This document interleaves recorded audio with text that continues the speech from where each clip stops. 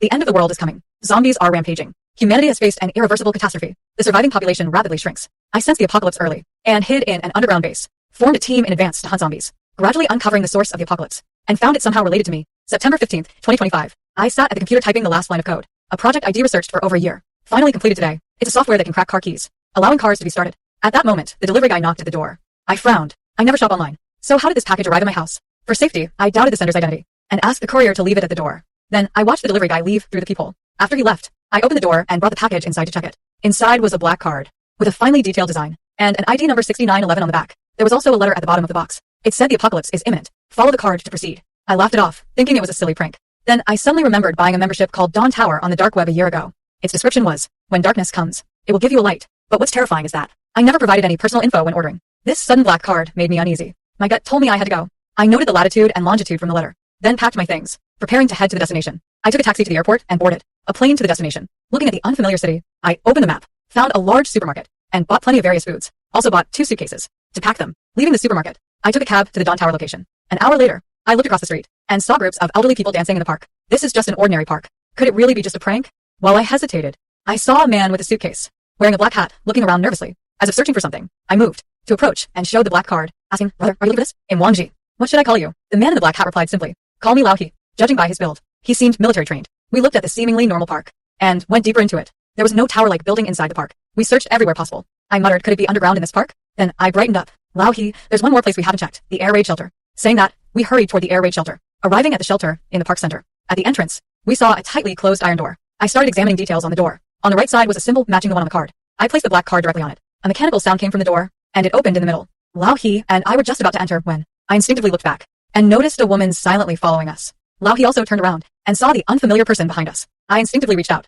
We held down Lao, his hand. This woman managed to follow behind without either of us noticing. Then her ability to hide must be quite impressive. Her skills, however, remain uncertain. She didn't seem hostile. Old He casually made a move that would only spoil camaraderie. After grabbing Old He, the woman also walked off slowly. Inside was a staircase leading underground. I silently observed the woman next to me, who was my height. She had long silver hair. Even in the dim environment, her exquisite beauty was unmistakable. Her backpack was military style, too. A pen was tucked into her waist. "What should I call you, miss?" "Call me Jiang Shui," she said. "She is Old He." I awkwardly broke the silence. "My elder sister is Ing, and my little brother, Dofir," reaching out to tousle my hair. "Then the 3 of you should stick together and move forward," I proposed. After a long walk, we finally reached the end. I silently calculated in my mind. We had climbed a total of 1,024 steps. Each step was about 20 centimeters. That is to say, we were now over 200 meters underground. Directly ahead was an iron gate identical to the entrance. Being well practiced, I once again pulled out my black card, ready to open the door. But suddenly, Old He pulled me aside and said, "Wait." He fished a Type 92 pistol out of his backpack. I turned around and was completely shocked. He looked rather nervous. Humans always feel uneasy about the unknown. I turned around once more and was startled again when I looked at Ing. Ing also had a pistol in hand. So it turned out I was the only unarmed, ordinary one while everyone else was already armed. Seeing that they both agreed, I swiped my card. Identity verified. The familiar mechanical voice sounded again. After the iron gate opened, no danger appeared as one might have imagined. Inside was an elevator area. I tentatively stepped into the elevator, and once it was clear there was no danger, the other 2 followed in. After the 3 of us stood properly, I pressed the start button. The iron gate began to close. There was light in the elevator, but I couldn't see outside clearly. I couldn't tell whether the elevator was going up or down. About 10 minutes later, the elevator emitted a single dit sound. Just as we had started to relax, we nervously glanced out the door once again. What we saw was an enormous space, its size beyond my estimation. Inside, many fully armed guards were patrolling. Each guard carried an automatic rifle. Besides that, there were newcomers, like us, who had just arrived. About 30 people had gathered in a queue. It looked as if they were handling some sort of procedure. We lined up just like them, and soon it was our turn at the end of the line. "Hello, welcome to Dawn Tower. Please show your magnetic card." The receptionist was a woman in a uniform. I reached out and handed her my black card. "Are the 3 of you together?" she asked. The woman glanced at me, and then at the 2 behind me. "Yes, all right. You can form your own team, or each choose to join an existing team." "Will you create a team or join one?" After hearing the explanation, I turned to look at the other 2, but neither of them was paying any attention to what the receptionist had said. "But I know, given their abilities, it would be the same no matter which team they were on. I can't do this alone. I need teammates. So I can't afford to let these 2 armed big shots by my side go free. Let's form a team." I replied, "Okay. Please show me everyone's magnetic card. Old Heing, please hand over your magnetic card. Let me record the time you received your magnetic cards." I glanced at the IDs behind them. Old He's was 5,707. Ying's was 3,350. Those numbers are actually quite high. Please choose a name for your team. A woman's voice came through again. "Since this place is called Dawn Card, then we'll call ourselves Sunset Glow." I looked back and saw that neither of them objected. That must have been taken as consent. "All right, your team has been created. If you have any questions about the Dawn Card, you can consult the intelligent robot in the room." After saying that, they handed over 3 magnetic cards to us. We were assigned to room 033 on the 2nd floor. Following the signs, I found the elevator to the 2nd floor. This time, I could clearly tell that the elevator was moving downward. Could it be that the lower you go, the higher it gets? Besides the elevator on both sides are residential areas, while in the middle is a spacious training hall. The training hall is filled with all sorts of advanced exercise equipment, and alongside it are a canteen and several convenience stores. The 3 of us quickly located the designated room. The room wasn't very big, but the environment was pretty good, with a 14-inch display mounted on the wall. The smart robot the woman mentioned earlier must be this one. After stowing our luggage, I turned on the display. "Welcome to Lee Zero Tower. I am your assistant 001. Feel free to ask me any questions." 001's voice came through the display. 001. "What is this place?" We should ask 001 first. This is the 00 tower, humanity's last refuge. Why is it humanity's last refuge? Is it because the Earth's surface is doomed to be destroyed? I pressed further. I asked it won't be destroyed, but that a global catastrophe will occur, and humanity will turn into zombie-like walking corpses. Hearing this, I couldn't help but drool a little. Zombies, as legend has it, are mindless creatures that feed on fresh meat and blood. 001, why would a global catastrophe occur? And when exactly will it happen? I raised the question. Insufficient privileges. 001 is unable to access the cause of the catastrophe. To ensure everyone's safety, the 00 tower is now under lockdown. Lockdown status, meaning we're allowed in but not out. But why does it sound so much like a pyramid scheme? Oldie frowned and said, 001, how are we supposed to survive here? Old Kia hit on a critical question. The 00 tower now has its own supply chain, with all our basic needs met. But here, obtaining food, tools, and weapons requires payment in survival points. Survival points are the sole currency in the Elite Zero card, and are transacted through each of your magnetic cards. Each team captain can freely allocate and use these survival points. After hearing 001's explanation, I suddenly recalled that when the team was formed earlier, I was presumed to be the captain. Thinking that over, I turned to look at the two of them, and declared, "Hey, Captain, aren't you two okay with that?" Both simply shook their heads, indicating no objections, which made me feel pretty pumped. Aren't you afraid it'll screw you over? Whether it's him or me, whoever's captain, the other party will have objections. That's why you are the best choice for captain, because we can take you down at any time. Oldie said. I gave a wry smile. It really does seem that way. That kept Old he busy all day. Let's grab a bite to fill our stomachs first. I laughed heartily, while talking with the two men armed with guns and knives. Sharing the same room, I was completely defenseless. To show my sincerity, I had no choice but to pull out the food I bought at the supermarket. After all, the three of us are in the same boat. There's no need to hold back. I dumped all the food from my 2 suitcases onto the table. Both of them were a bit taken aback when they saw so much food on the table. Are your 2 suitcases all food? They came over to ask. The post-apocalyptic survival rule. Rule 1 is to stockpile food. Old he, are you a soldier? I asked while eating. Old he replied casually. Then why did you come here? Old he stayed silent for a moment before slowly explaining. Actually, this card was given to me by my father. He told me to come here. He didn't tell me anything else. I looked at Old he and thought, but why did Old he's father know about this? And get him to leave the army and come here in advance. After questioning Old he, I turned my gaze back to Ing.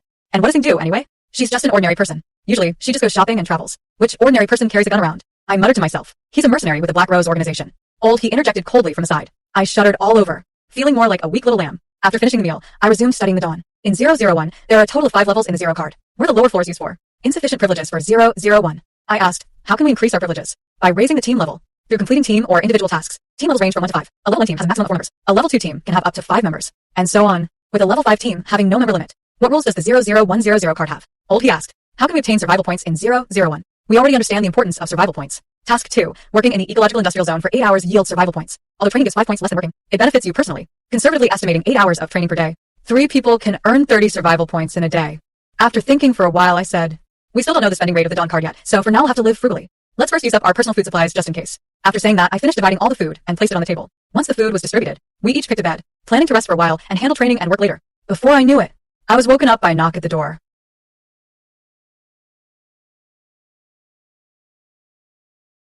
Looking around at the unfamiliar surroundings, I winced in pain and sat up straight. I was alone in the room. Old he and Ing had long since disappeared. I felt a bit uneasy inside, but I still got up and went to open the door, where a young, chubby guy was standing. Excuse me, is this the room of the Sunset Glow team? He asked. The chubby guy stood at the door and asked, Yes, I am Jiang Shui, the team captain of Sunset Glow. As I spoke, I noted that the chubby guy outside was a bit shorter than me. 160. Hello, I'm Li Fei. I noticed today that your team is 1 person short, so I came to ask if I could join you. So you're looking to team up, huh? Suddenly, I spotted 5 suitcases behind the chubby guy. For someone like me, who currently lacked everything, these supplies were extremely important. Welcome aboard. Hand me your magnetic card. I'll help you with the registration. The chubby guy was completely unguarded, and without hesitation, he handed his card to me. I took it and saw that the ID on the back was $99.99. I made my way to the lobby, preparing to take the elevator, when suddenly I saw Ing and a stranger sitting in the lounge, laughing and chatting. I planned to pretend I hadn't seen them, but Ing caught sight of me from afar, even beckoning me over. After I joined Ing by his side, he leaned toward me and said to the stranger, This is our captain. If you want to poach me from our team, you'll have to get past our captain first. Good grief, using me as a shield, huh? I looked at the stranger opposite me, who was wearing a pair of gold-rimmed glasses, and had impressively built muscles. Though he wasn't as tall as Ing, he looked at me with eyes full of threat and hostility. I'm the team captain of Sunset Glow, and he's already one of my team members. If you're still short on people, go ask around for others. After he finished speaking, the stranger's hostility only deepened. I'm Zhao Yong, the captain of the GN team, so I suggest you think carefully. Some things aren't as easy to hold on to as you might think. I snorted coldly. Thanks for your kind offer, Captain Zhao. I replied, I know exactly what I'm doing, and besides, he's human, not some object. The thrill of showing off was just too exhilarating. If it weren't for the rules at Dawn Tower, which prevent you from maliciously hurting someone, I should have followed along. After completing the registration, I called Old He, and we all returned to the room together. Upon seeing us enter, he immediately got up to greet us. I introduced the 2 team members by saying, These 2 are with the team. This one is the lady beside Sister Ing, and that one is Brother He. Hello, Sister Ing. Hello, Brother He. I'm Li Fei. To show goodwill, Old He patted the chubby guy on the shoulder, and after returning the magnetic card to him, I gave him a detailed explanation of what was on the Dawn card. Then suddenly I remembered that earlier in the lobby, Zhao Yang had given me a piece of his mind. 001. Check the details on the Chien team. Chien tier, 2 team. Team captain, Zhao Yang. And team members, 5 people. 001. What are the conditions for team promotion? To advance to a tier 2 team, you need the team survival points or a total exceeding 1,000 points. To upgrade to a tier 5 team, it requires his authorization. I breathed a sigh of relief. Fortunately, the gap between us and them isn't significant. In the other room, Zhao Yang was staring intently at the screen. Just a mere level 1 team, and they actually dare not take into account. After finishing organizing the supplies, we walked out of the room together. We came into the hall to prepare for training to earn survival points. What a coincidence, Jiang Shui. We meet again. Hearing the sound, I turned around and saw 4 men and 1 woman on the opposite side. They were staring at the 4 of us with hostile eyes. The leader was Zhao. What do you intend to do? I knew Zhao Yang would come looking for trouble, but I didn't expect it to be so soon. What don't you intend to do? I just want the beautiful woman behind you to properly serve our brothers in the dorm. Zhao Yang said lecherously. Are you kidding me? Don't you have a woman in your team already? And now you come over to flirt with my team's girl? I played dumb and was stunned, but it came naturally when saying that in front of Wei Xiaolian. He was no better than her, so I could only clench my fist. Kid, if you're looking for death, step up to the ring with me. He growled through gritted teeth. There were quite a few onlookers around, and Zhao Yang wasn't willing to attack directly either. Once in the ring, it wouldn't count as malicious assault. We won't let anyone hold us back. I can go wherever I want. After that, I took the 3 others and went off to train. Great, so he's still on you, huh? Today, I'll make sure he's no longer by your side. After which Zhao Yang charged toward me. I never expected Zhao Yang to ignore the Leeming Tower rules and pull off a sneak attack. Zhao Yang kicked out, and luckily I reacted quickly. I immediately assumed a defensive stance. But when Zhao Yang's kick connected with me, I still felt an enormous force that sent me flying 5 meters. After his kick, Zhao Yang was about to follow up with a finishing blow. At that moment, Old He stepped forward. Zhao Yang, seeing Old He blocking his way, immediately punched toward his head. Fearing that his arm would remain suspended in midair, Old He grabbed Zhao Yang's hand and, with a forceful pull, threw Zhao Yang to the ground. What are you still gawking for? Let's take them both out. Zhao Yang, now on the ground, shouted to his teammates behind him. Upon hearing this, the rest of the Ji Yan team immediately joined the fight. Enough, stop. Not far away, a guard squad marched in. A woman with golden hair cascading over her armor, with a great sword strapped to her waist, her left hand resting on the hilt as she took command. With a vigorous sweep of her arm, the guards immediately stepped forward and grabbed us all. We were shoved into a small room on the first floor of the guard department. After a while, the blonde woman entered our room. For maliciously injuring the Ji Yan team, a 1-month coin ban is imposed, and 750 survival points will be deducted. I hope you learn your lesson, she said to the 4 of us. You are Captain Jiang Quan. The woman inquired. I answered nervously. I am the head of the guard division. Half of the survival points deducted from the Shi Yan team will be transferred to your team. So come with me to process the asset transfer. Hearing this, my heart leapt with joy. This is truly a blessing in disguise. Thank you, Captain Jexi, for upholding justice. I'll definitely treat you to a meal when I get the chance. I said happily. It's just duty. No meal is necessary. Captain Jexi said sullenly. After agreeing, the 4 of us planned to use our survival points to have a meal at a restaurant. After we ate our fill, we strolled through some other shops along the way. Apart from the restaurant, there was also an arms and equipment store. Inside, whether it was a heating device or a cooling device, you could buy almost anything you could think of. Unfortunately, despite our ample survival points, I cautiously asked Sister Ying, do you still have an extra gun in your bag? Could you give me one? I added, even if you have a roommate, you probably don't know how to use it, right? But seeing as you took a hit, later, Sister will teach you how to use the gun when we get back to our room. Ying handed me a black handgun, which even had a black, illicit design printed on it. Then, accompanied by sound effects, I explained how to use the handgun, and I listened with great interest. That was pretty much all there was to know about handguns, because no matter how much you hear about it, nothing beats practicing at the range. Alright, let's rest for 6 hours first, she said.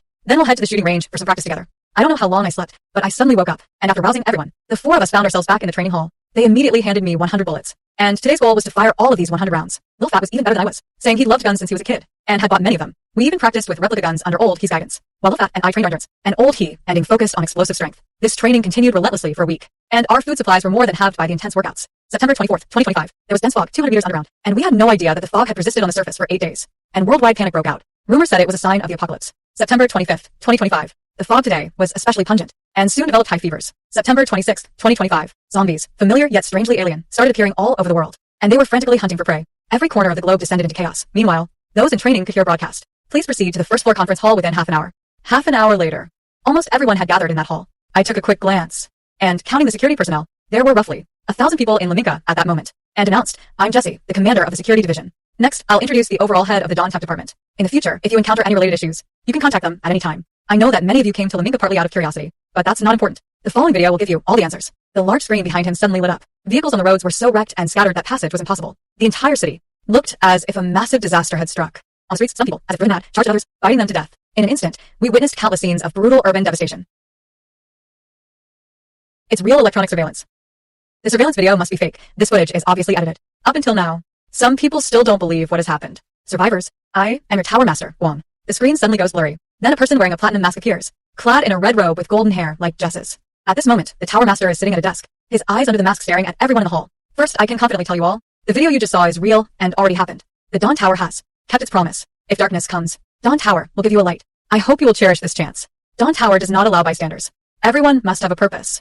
You can choose to fight for Dawn Tower, or you can work for it, cultivating its last hope. I hope we all welcome a new dawn. After the tower master finished speaking, the big screen shut off. After hearing that, I was confused inside. Is this tower master really righteous? Why did he know about the global disaster in advance? If he knew beforehand, why didn't he stop it? Why build a large underground base to hide instead? What kind of existence is this tower master? These questions raced through my mind. Everyone, the apocalypse has arrived. Dawn Tower will issue new missions. Each team must accept an outing mission within a month. If anyone doesn't want to take these missions, individuals or teams can apply with the ecological or industrial district chiefs to become permanent laborers. Those brave enough to go outside will receive generous rewards and freedom. This announcement was made by Commander Adam. Hopefully, everyone will think carefully and follow order when leaving. Do not rush or push. On the way back, the 4 of us remained silent. I checked the current survival points of our team, 800. I had an idea. Our food can last about 7 days now. Before the food runs out, we should take an outing mission. I shared my idea with the other 3. I had no problem with that. Old He replied simply, I have no problem either. I want to go out and get some fresh air for a while. Ding was calm. As for Lil Fatty, he had no say. I plan to take the mission in 4 days. During these 4 days, we can get about 200 more survival points. We'll reach 1,000 survival points before going out, and upgrade to a level 2 team. No one objected, so we continued to kill time in the training hall. After some focus practice, Ing came over and asked how my shooting training was going recently. Pretty good. My headshot accuracy on stationary targets is 80%, but only 20% on moving targets. I replied that it had gotten worse. Come here, I'll teach you to use a dagger gun. It's a waste of bullets in your hands. Ing hit me hard without mercy. Then he threw me a dagger, teaching me step by step. Now with the apocalypse and zombies everywhere, our goal for outside missions is just one thing, to come back alive. After training back in my room, I opened 001001 to accept an outing mission. Congratulations, you're the first outing squad in Zone 00. We'll grant your team 500 survival points as a bravery reward. This mission is to rescue survivors. Mission location, S1S University. For every survivor delivered to Dawn card, you receive 100 survival points. A bunch of messages appeared on 001's screen. This task isn't simple. He suddenly spoke up. The mission location is on a university campus, and the campus is densely populated. That puts us at a disadvantage. He analyzed the mission. We received a notification that the head of the guard department had invited Captain Sunset Glow to the first floor guard department. 001 suddenly sent a message. I was puzzled for a moment, but I turned and headed to the guard department. Jesse looked over at me. You all have guts. Right now, outside is utter chaos. The zombies' fatal weakness lies in their heads. It will render them incapable of moving. While speaking, he took out a layout map of S University. Perhaps you all could use this. Hope you return safely, so you can create even greater value for Lalinga. I'm a bit flattered. Thank you, Captain Jesse. If we return safely, he'll definitely treat you. Dinner sounds great. After we got back to the room, we took the map and began studying the mission. The question now is how we should get there. How to get back. He frowned as he stared at the map, wondering how 001 would reach the destination. Our first deployment can be successful. The helicopter will take us directly there during evacuation. Feel free to improvise. After 001 finished talking, the S4 map appeared on the screen. Now, the challenge is getting back to the outpost. On the return, we need to bring along the survivors. We'll be driving during our evacuation. Is that okay? I said. At that time, we'll find a larger vehicle. I can hack the car's built-in security system. Let's try driving first. If the road gets blocked, getting out won't work. As for protecting others, just your best. But never risk your own life. After the discussion, we decided to take a break. Unknown dangers await us. What has the outside world turned into? Can we really complete this mission safely? September 30th, 2025. Overcast. The heavy ground fog has lifted. On the streets and inside buildings, zombies are roaming. It feels as if the entire world has hit pause. 000. I got up and turned off the alarm clock. And I turned on the room's lights too. There's still one day left before the mission. We plan to buy some items needed for our outing. We intended to spend all our survival points. Otherwise, if something unexpected happens, it would be a total loss. Zombies supposedly don't have proper vision. They mainly rely on their sense of smell and hearing to detect prey. That's why our firearms must be equipped with silencers. Otherwise, the sound of gunfire would be too loud, and it would attract nearby zombies. After dinner, we went to the armory to fit silencers on everyone's pistol and get 500 rounds per person. Then we bought 4 sets of form-fitting biohazard combat suits and some escape gear. After the purchases, we still had plenty of survival points left. We also stopped by the administrative office to process the team upgrade, as we've been promoted to level 2. Meanwhile, we need to move to room 007 in Area B. After donning the gear we bought, we headed to the warehouse to take the helicopter. After a few days, we witnessed the collapse of the corporation, whose sky looked like this not long ago. A city still thriving and operating. In just a few days, it has become engulfed in smoke and flames. Arriving near the destination in 1 minute. Prepare to parachute. The driver's voice came through the radio. Our target is the largest rooftop in the middle, on the campus. At a certain spot, senior sister. I just saw a helicopter fly over here. Not just a helicopter. For people jumped out of the helicopter. The people inside the building started to stir. At this moment, 2 zombies outside the corridor came to the door because of the recent noise. Senior sister outside held a big knife. She dashed forward in a single step. The zombie's head in front was immediately cut off and fell to the ground. Within just a few seconds, the room had 2 more zombie bodies. After speaking, senior sister led everyone towards the rooftop. On the rooftop, I opened the university map, picked up binoculars, and scanned the surroundings. Survivors should be hiding in less populated areas. At the 9 o'clock direction, the gymnasium. There are survivors on the rooftop. I shouted to the 2 beside me. 23 people. Lauki is counting through the binoculars. Counted the number of people. It's now 3 p.m. We must reach them before dark. First, use the grappling hook and rope to descend into a building. Then we regroup and rush out together. Ing suggested. Ing came to the edge of the building and crossed the railing. Grabbing the rope just let down with both hands. The rope slid down to the 2nd floor. He climbed in through the window. As Ying's feet touched the ground, suddenly, a zombie lunged out from a blind spot on the right. Seeing the zombie's claws getting closer, Ing quickly drew the dagger from his leg and stabbed it directly into the zombie's head. The zombie immediately collapsed to the ground. After Ing got inside the window, the 3 of us followed and slid down. I went to the door, opened it and took a look. About 50 meters to the safe passage. There are 6 zombies blocking the corridor, and Brother Degasame is good. He can handle it. Lauki measured, with 7 muffled gunshots. All 6 zombies outside fell down. After seeing no zombies outside the door, the 4 of us moved along the wall toward the safe passage. Just as we reached the door of the safe passage, suddenly, a zombie jumped out and knocked me against the metal door. The metal door slammed. The wall made a loud noise. All the zombies in the building heard the sound and went berserk, rushing towards where we were. Ing reacted quickly. Without hesitation, he used the dagger to blow the zombie's head off. Hurry, jump down through the ventilation window. I quickly pulled open the safe passage door, turned and climbed towards the window. The zombies in the building kept clawing at the window. Nearby zombies were attracted by the commotion. I led the other 3 running towards the gymnasium. The 4 of us ran while shooting with our handguns, shooting on the run. We can't keep this up with so many zombies ahead. We will lead the zombies to the gymnasium. Seeing the dry leaves on the field, my eyes lit up. There are too many zombies. Everyone, run to the field quickly. Throw Molotov cocktails around the grass. Once at the center of the field quickly turned into a fiery hell. The gym rooftop.